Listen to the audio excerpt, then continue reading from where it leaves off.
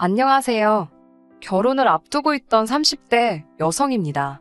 도무지 잠이 오질 않아서 결국 다시 컴퓨터 앞에 앉아 이렇게 사연을 씁니다. 저는 몇 년 전부터 유기견 봉사활동을 하고 있습니다. 제가 이 봉사활동을 하게 된 계기는 참 단순했어요. 대학교 졸업을 위해서는 봉사활동 점수를 채워야 했거든요. 동물을 좋아하니까 유기견 봉사를 해봐야겠다고 생각했고요. 그렇게 시작된 일이 어쩌다 보니 지금까지 이어지게 되었네요. 이제는 파혼했기 때문에 남자친구라는 호칭도 어색하게 느껴지지만 남자친구와 만나게 된 곳도 봉사활동 현장이었습니다. 사실 봉사활동을 오래 하다 보면 느낌이란 게 있거든요. 저 사람이 여기 왜 온 건지, 얼마나 열심히 할 사람인지 그런 것들이 눈에 보인달까요. 그래서인지 솔직히 남자친구에 대한 첫인상은 그렇게 좋진 않았습니다. 비슷한 나이대로 보이는 3, 4명의 남자들과 같이 왔었는데 어찌나 시끄럽고 정신사나운지, 놀러를 온 건지 도와주러 온 건지 알 수가 없었거든요. 하지만 2달, 3달이 지날수록 같이 왔던 친구들은 한 명씩 줄어드는 반면 남자친구는 꾸준히 모습을 보이더군요. 게다가 비슷한 나이대라곤 저와 남자친구밖에 남지 않다 보니 자의반 타의반으로 같이 움직여야 하는 상황이 생기기 시작했고요. 돌이켜 생각해보면 그러는 동안 서로 호감을 느꼈던 것 같습니다. 이후로 저희는 누가 먼저 사귀자곤 하지 않았어도 데이트를 하며 진지한 사이로 발전해 나갔고 어느 다른 커플들과 마찬가지로 행복한 연애를 하게 되었어요. 그러다 1년쯤 지났을 무렵 남자친구는 저에게 결혼하자며 청혼을 해왔지요. 청혼을 받고도 기뻐할 수만은 없었던 건 저에게는 남자친구에게 털어놓지 못한 비밀이 있었습니다. 그건 바로 제가 입양아라는 사실이었지요. 제가 입양아라는 사실을 알게 된 건 제 나이 17, 한참 사춘기로 예민한 시기였어요. 저희 부모님께서는 가능하다면 죽을 때까지 저에게 말해주지 않으려고 하셨다 했습니다. 저를 보육원에서 데리고 온 그날부터 단 한순간도 제가 부모님의 딸이 아니라고 생각해 본 적이 없으셨다며 말이에요.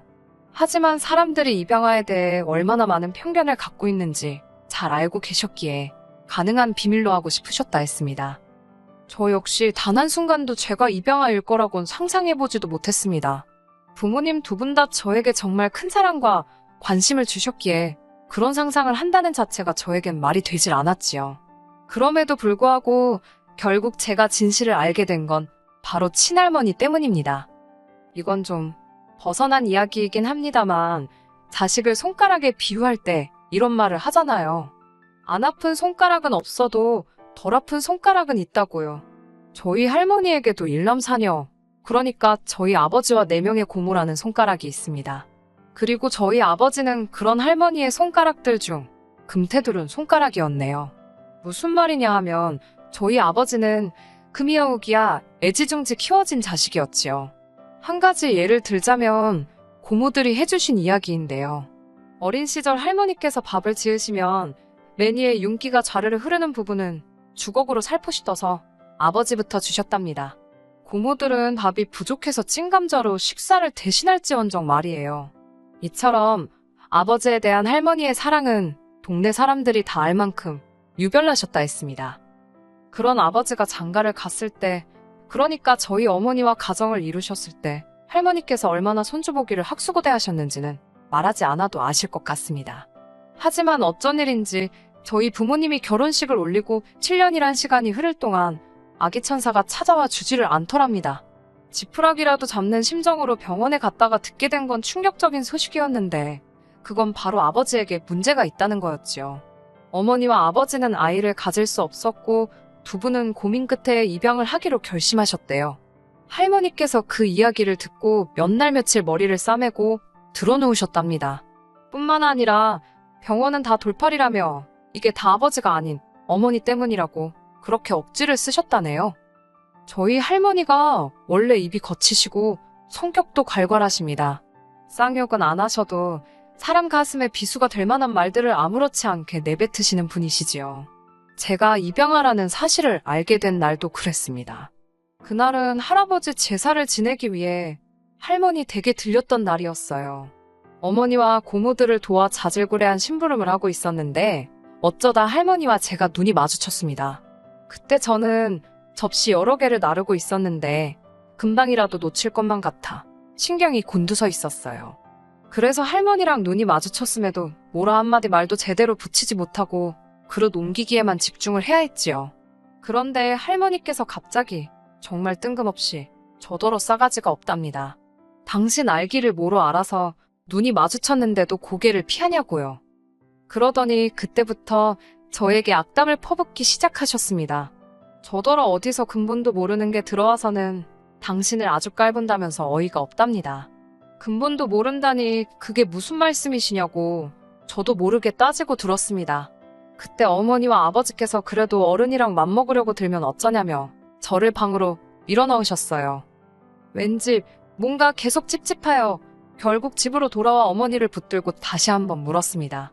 장난 반 진심 반으로 내가 어머니의 친딸이 맞냐고요. 그러자 어머니께서는 그게 무슨 말 같지도 않은 소리냐고 하시면서도 왜인지 크게 감정적으로 동요하시는 모습이었습니다. 결국 어머니 아버지와 4시간 가까이 이야기를 나눴던 것 같아요. 혹시나 제가 상처라도 받을까 걱정이 되셨는지 저를 품에 꼭 안고 그동안의 사정을 말씀해 주셨어요. 하지만 솔직히 이미 제가 받은 충격이 너무 컸던지라 아무것도 귀에 들어오지 않더군요. 이후로 한동안 힘든 시간을 보냈습니다. 하지만 부모님의 끝없는 이해와 도움으로 지금은 제가 입양아라는 사실을 잊고 그저 부모님의 하나뿐인 딸로서 살아가고 있어요. 할머니는 이미 다 알게 된 마당에 피도 한 방울 안 섞인 제가 손녀는 무슨 손녀냐며 저 보기를 거부하고 계시지만요. 상황이 이렇다 보니 주변 사람들에게 제가 입양아란 사실을 말하기가 쉽지 않았습니다. 주변 사람들은 저를 그저 성공한 사업가의 하나뿐인 외동딸로 알고 있었거든요. 저에게 잘해주는 다정한 사람들이 제가 입양아라는 걸 알면 할머니처럼 절 미워하고 인정해주지 않을까봐 무서웠어요. 게다가 핑계 같지만 솔직히 누구 하나 저에게 입양하냐, 친딸이냐 그런 걸 물어보지도 않는데 굳이 자진납세를 할 필요를 느끼지도 못했지요. 하지만 결혼 이야기가 나오기 시작하니까 과연 남자친구가 묻지 않는다고 해서 말하지 않는 게 옳은 건지 모르겠더라고요. 행여 결혼식을 올린 후 남자친구가 제가 입양아란 사실을 알게 되면 어떤 반응을 보일지도 걱정스러웠고요. 남자친구를 볼 때마다 거짓말을 하고 있는 것 같아서 마음이 불편했습니다. 결국 부모님께 어떻게 하면 좋을지 여쭈니 마음 가는 대로 하라고 하시더군요. 다만 남자친구가 있는 그대로의 저를 받아들이지 못한다 싶으면 그 결혼은 할 필요가 없는 거라고 조언해 주셨습니다. 며칠 뒤 남자친구가 저에게 자기 부모님을 소개하고 싶다고 하더군요. 그 말을 듣는 순간 이제는 정말 막다른 골목에 다다른 기분이었네요. 결국 그날 밤 남자친구와 술 한잔하면서 제가 입양아라는 사실을 털어놓았지요. 남자친구의 반응은 좀 놀란 눈치기는 했지만 제가 예상했던 것과는 많이 달랐습니다. 그게 무슨 상관이냐는 식이었지요. 남자친구의 덤덤한 반응에 오히려 제가 떨떠름할 지경이었어요. 그래도 큰 산을 넘어선 기분이라 한결 마음이 편하더군요. 하지만 막상 남자친구의 집에 도착하니 생각지도 못했던 일이 저를 기다리고 있었습니다. 바로 어머님 아버님께서 저를 대하시는 태도였어요. 예비 시댁에 인사드리러 갈 때는 다들 선물 하나는 사간다고 하길래 저도 크게 의미를 두지는 않고 예의상 한우 세트를 사갔습니다.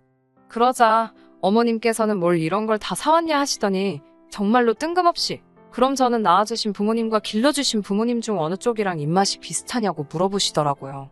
예상치 못한 질문에 당황스러웠지만 길러주신 부모님과 비슷하지 않을까요? 라고 대답했습니다. 그리고 솔직히 낳아주신 부모님 입맛을 제가 어떻게 알겠어요? 황당해하는 저를 뒤로 하시고는 어머님은 입맛이란 게 타고나는 게 아닌가 보다며 신기하다고 중얼거리셨습니다. 너무 어이가 없었지만 어머님께서 나쁜 뜻 없이 정말 궁금해서 물어보셨을 거라고 스스로를 이해시키려고 했네요. 남자친구 어머님께서 식사 준비를 하시길래 저도 부엌으로 따라 들어갔습니다. 수저 놓고 젓가락 놓고 하는 일들을 도와드렸어요. 원래도 집에서 어머니를 자주 도와드리는 편이라 남자친구 어머님을 도와드리는데 별로 불편하단 생각은 안 했네요. 그런 저를 보고 어머님께서 가정교육은 잘 받은 것 같다고 하셨고요. 그런 칭찬을 듣자고 한 일은 아니었지만 기분이 나쁘지는 않더군요. 이후에도 어머님은 제가 하는 행동마다 잘 배웠다라든가 곱게 컸구나와 같은 칭찬을 한마디씩 해주셨어요. 그때는 어머님이 무슨 생각으로 이런 말씀을 하시는지 몰랐기 때문에 잘 보이고 있구나. 속된 말로 내가 지금 점수를 따고 있구나 싶어서 기분이 무척 좋았습니다. 식사를 하는 동안에는 아버님이 주로 대화를 이끌어 가셨습니다. 아버님께서는 저희 아버지가 하시는 사업에 큰 관심을 보이셨어요. 구체적으로 어떤 사업을 하시는지 말씀드리면 알아보시는 분도 계실 것 같아서 언급하기는 어렵지만 규모가 제법 크고 언젠간 제 것이 될 거라 하셨습니다. 하지만 할머니께서 핏줄도 아닌 외부인에게 대를 이은 사업을 넘겨줄 수는 없다며 당신 눈에 흙이 들어가기 전까진 절대로 안 된다 하셨습니다. 저도 집안에 분란을 일으키면서까지 물려받고 싶은 생각도 없기에 지금 직장 생활을 하고 있고요.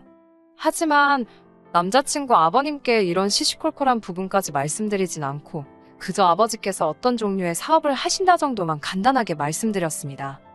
그리고 정말 황당한 질문을 하셨는데 저희 부모님 사이에 만약에 늦게라도 자식이 생기면 저는 어떻게 되는 거냐고 물으시더군요. 처음엔 무슨 말인지 이해조차 쉽게 되지 않았습니다.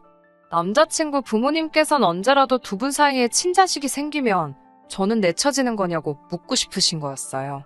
저희 부모님이 그러실 분도 아니지만 그 질문 자체로 너무 상처를 받았지요. 제가 입양하라는 사실을 아주 확실하게 상기시켜 주셨으니까요. 슬슬 불쾌한 기분이 들기 시작했을 무렵 식사가 끝났습니다. 집에 가고 싶다는 생각이 절실했는데 어머님 아버님께서는 저에게 몇 가지 더 묻고 싶다 하시면서 저를 붙잡아 앉히셨어요. 그렇게 다시 한번 어색한 대화 시간을 갖게 되었습니다. 어머님께서는 저더러 절 낳아주신 진짜 부모님에 대해서는 아는 게 좀 있냐고 물어보셨습니다. 그런 질문 자체가 불편하고 황당해서 이름이고 뭐고 아무것도 아는 게 없다고 말씀드렸지요. 그러자 이번엔 아버님께서 결혼이라는 게 남녀둘이 좋아서만 되는 것도 아니고 양쪽 집안 어른들이 어떤지도 봐야 하고 라며 말끝을 흐리시더니 결혼이 제가 생각하는 것보다 훨씬 어렵고 까다로워서 그렇답니다. 그러면서 혹시 저더러 IQ 테스트는 해본 적이 있냐고 물으시더군요. 요새 누가 그런 걸 하나요? 그리고 참고로 저는 한국에서 5손가락 안에 드는 대학을 졸업하여 누구나 들으면 알 법한 직장을 다니고 있었고 어머님 아버님도 그 사실을 잘 알고 계셨습니다. 한때 결혼까지 생각했던 남자친구를 깎아내리기는 싫지만 학력이나 직업면에서 남자친구에 비해 월등히 나은 조건이었지요. 그럼에도 불구하고 제가 결혼을 결심했던 건 그의 배경이 아닌 그의 성품을 사랑했기 때문이고요. 아무튼 아버님께서 덧붙이시기를 타고난 머리가 좋은 건지 아니면 악으로 깡으로 버틴 건지 궁금하셔서 물어보셨답니다. 이후로 잠시 동안 불편한 침묵이 이어졌고 제 마음 한켠에서는 이 결혼을 하는 게 맞는 건지 모르겠다는 생각이 스멀스멀 피어오르고 있었지요. 무엇보다 절 속상하게 했던 건 이 모든 과정 속에서 남자친구는 아무런 말도 하지 않았다는 거예요. 별 반응이 없었던 건 술에 취해서 그랬던 건가 싶어서 마음이 더더욱 씁쓸해지더군요. 그때 어머님께서 질문을 해오셨습니다. 저더러 건강검진은 받아봤는지 산부인과는 가봤는지 그런 것들을 물어보셨어요. 건강검진은 부모님과 함께 거의 매년 받고 있다 말씀드리니 이번엔 유전병 같은 게 걱정이랍니다. 그런 어머님의 말씀에 딱히 뭐라고 대답을 해야 할지 모르겠더군요. 저도 정말로 절 낳아주신 친부모님께서 어떤 사람들인지 알지 못했으니까요. 이쯤 되니까 도대체 무슨 말씀이 하고 싶으신 건지도 모르겠고 기분만 점점 나빠지고 결국 제가 먼저 어머님 아버님께 혹시 저한테 뭐 궁금하신 게 있으신지 여쭈어 봤습니다. 저는 솔직히 저를 낳아주신 부모님에 대해서는 아는 바가 없지만 저를 길러주신 부모님에 대해서는 무엇이든 대답해드릴 수 있다고 말이지요. 그러자 어머님이 하시는 말씀은 충격적이었습니다. 피는 물보다 진하다는 말 알지 않냐면서 그 피가 어디 가겠냐 이런 말도 있지 않냐고요. 저를 낳아주신 분들이 어떤 사람인지 그걸 알아야 이 결혼을 허락할 수 있을 것 같다고 하셨습니다. 황당해서 제가 남자친구를 쳐다보니까 남자친구가 미안하지만 어머님 말씀도 틀린 게 하나 없답니다. 뒤이어 어머님께서는 일단 당신 아들이 저를 너무 좋아하니까 반대하지는 않겠다며 대신 사람을 사서 제 뒷조사를 하시겠다더군요. 그러면서 기왕 이렇게 된 거 다 같이 저를 낳아주신 부모님이 누군지 한번 찾아보자셨습니다. 제가 그 사람들을 왜 찾냐고 하니까 너의 뿌리가 궁금하지도 않냐면서 당신들은 제 출처를 확인하기 전까지는 완전히 저를 받아들일 수 없다셨습니다. 더불어 당신과 함께 건강검진도 받고 산부인과도 가서 어떤 병이나 유전적으로 하자가 없는지도 확인해 보자셨어요. 말 같지도 않은 어머님의 말씀에 너무 어이가 없어서 이유를 물어볼 가치도 느끼지 못했습니다. 제가 어머님께 지금 쇼핑이라도 하시는 거냐고 저를 뭐라고 생각하시고 이렇게 무례하게 행동하시냐 물었습니다. 어머님 아버님 두 분 다 하신다는 말씀이 그러면 자기들이 뭘 믿고 당신 아들과 결혼을 시키냐입니다. 원래 부모를 보면 자식을 아는 법인데라며 말끝을 흐리셨고요. 저는 더 이상 이런 막말을 듣고 있을 이유가 없다고 생각했고 하신 말씀을 그대로 되돌려드렸습니다. 어머님 아버님이 이렇게 생각이 없으시고 막말을 하시는데 거리낌이 없으신 걸 보니 남편에게 상식과 교양을 기대하긴 그른 것 같다면서 저는 그런 남자를 남편으로 맞을 생각이 조금도 없다고요. 그리고는 냉장고를 열어 제가 사왔던 한우를 다 끄집어내어 하나도 빠짐없이 챙긴 뒤 그 집을 나왔습니다. 그대로 차에 올라타니 남자친구가 이렇게 가면 키워주신 부모님 얼굴에도 똥칠하는 거라며 저더러 잘 생각하랍니다. 저는 키워주신 부모님이 아니라 그냥 부모님이라고 입 조심하라고 소리를 질렀고 그대로 차를 출발시켰습니다. 그리고는 바로 부모님 댁으로 향했어요. 인사드리러 간다던 애가 눈물 콧물을 흘리며 집에 도착했으니 부모님이 얼마나 놀라셨을지 말씀드리지 않아도 아실 거예요.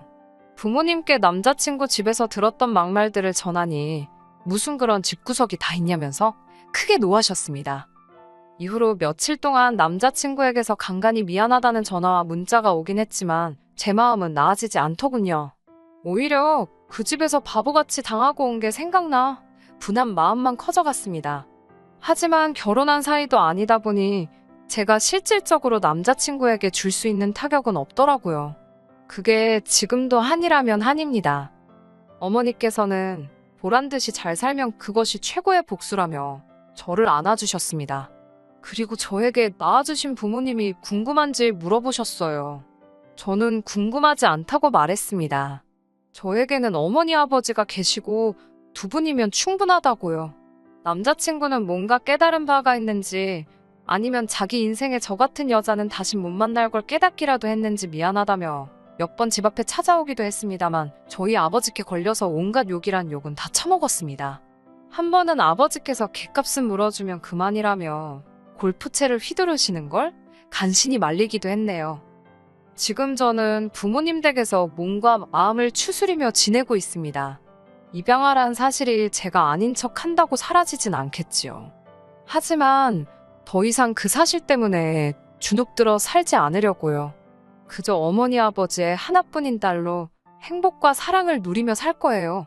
저와 부모님을 위해서라도 말이지요. 끝까지 들어주셔서 감사합니다. 오늘의 사연은 여기까지입니다. 구독과 좋아요, 알람 설정 부탁드리고 더 좋은 사연으로 다시 찾아뵙겠습니다. 감사합니다.